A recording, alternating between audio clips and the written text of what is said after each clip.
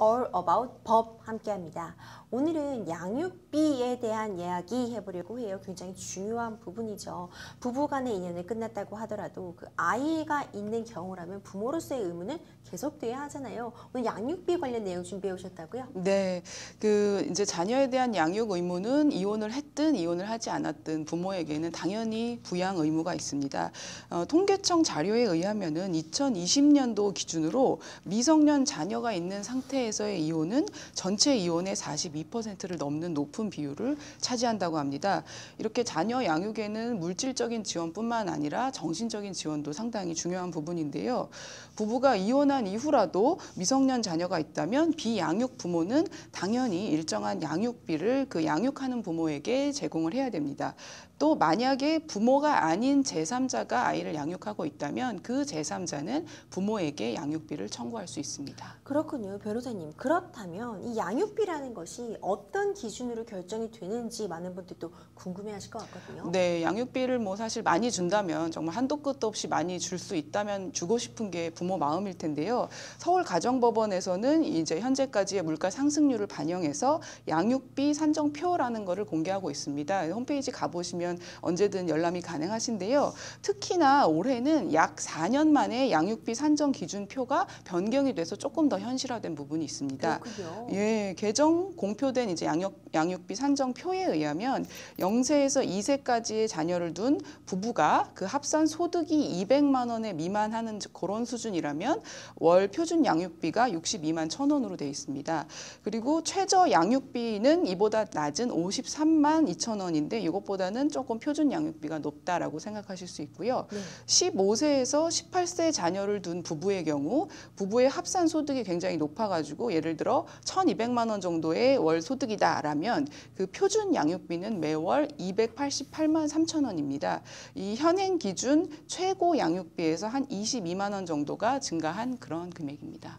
아무래도 아이들 키우는데 정말 돈 많이 든다 이런 얘기 계속 나오잖아요. 네. 이런 점을 좀 반영해서 어느 정도 현실화하려는 그런 시도로 보입니다. 양육비 관련해서 항상 가장 문제되는 부분이 바로 양육비 미지급입니다.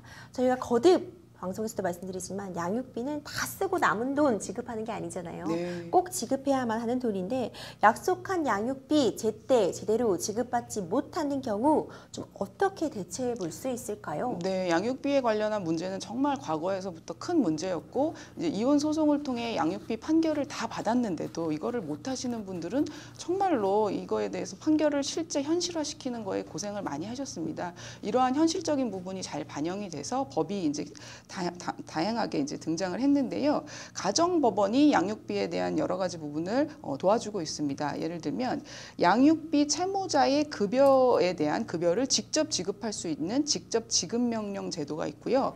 양육비 채무자가 정당한 사유 없이 그 이행을 거부할 때는 담보를 그 양육비 상당의 담보를 제공하도록 하는 담보 제공 명령도 가정법원이 할 수가 있습니다.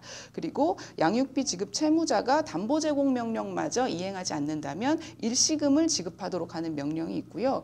이제 그밖에 여러 판결이나 조서를 통해서 금전 지급, 유아 인도, 면접 교섭과 같은 그러한 의무를 이행하는 그러한 내용을 하지 않는다면 이행 명령을 추가로 신청할 수가 있습니다. 그래서 상대방에게 재산이 있다면 이 판결을 가지고 강제 집행을 하실 수가 있는데 강제 집행할 내역을 알지 못하신다. 그러면 재산 명시나 재산 조회를 신청하실 수가 있습니다. 그리고 이런 과정에서 각종 신청을 주도적으로 하기가 힘드신 분들이 있기 때문에 양육비 이행관리원에다가 신청에 대한 각종 법적 절차의 지원을 요청할 수가 있습니다.